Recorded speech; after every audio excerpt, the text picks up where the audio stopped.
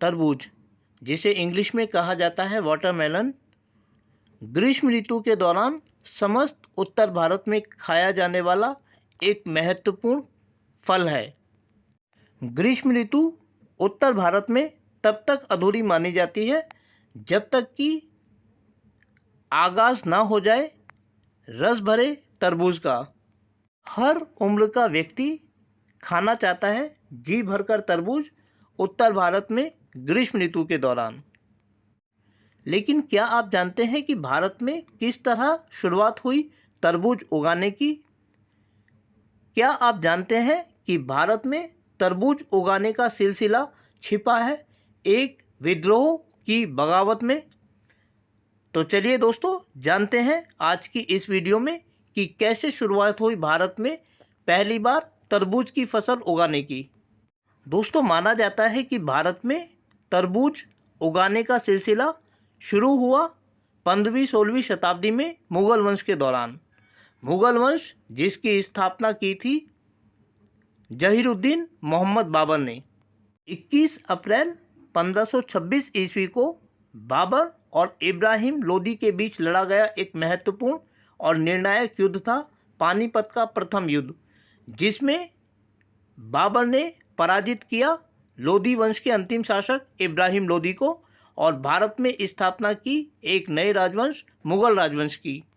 21 अप्रैल 1526 को पानीपत के प्रथम युद्ध में जीत हासिल करने के बाद बाबर ने आगरा को अपनी राजधानी बनाया और स्थापित किया भारत में एक नया राजवंश, जिसे आज हम मुग़ल राजवंश के नाम से जानते हैं।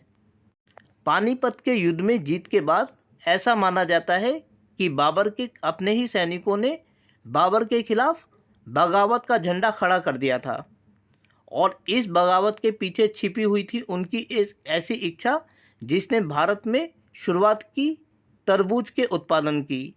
कहा जाता है कि पानीपत के प्रथम युद्ध में जीत के बाद कुछ ही दिनों के बाद बाबर के सैनिकों ने बाबर के खिलाफ बगावत खड़ी की और उस बगावत का कारण ये था कि वो लोग तरबूज खाना चाहते थे। लेकिन क्योंकि भारत में तरबूज तो उगता नहीं था, इसीलिए उसके सैनिकों की इस बगावत ने भारत में एक नया अध्याय आरंभ किया और इसी अध्याय के दौरान भारत में शुरुआत हुई तरबूज के उत्पादन की। तरबूज के प्रति अपने सैनिकों के प्यार को देखकर बाबर के समय में 15वीं-16वीं शताब्दी में भारत में आरंभ किया गया एक नई फसल का उत्पादन, जिसे आज हम तरबूज के नाम से जानते हैं।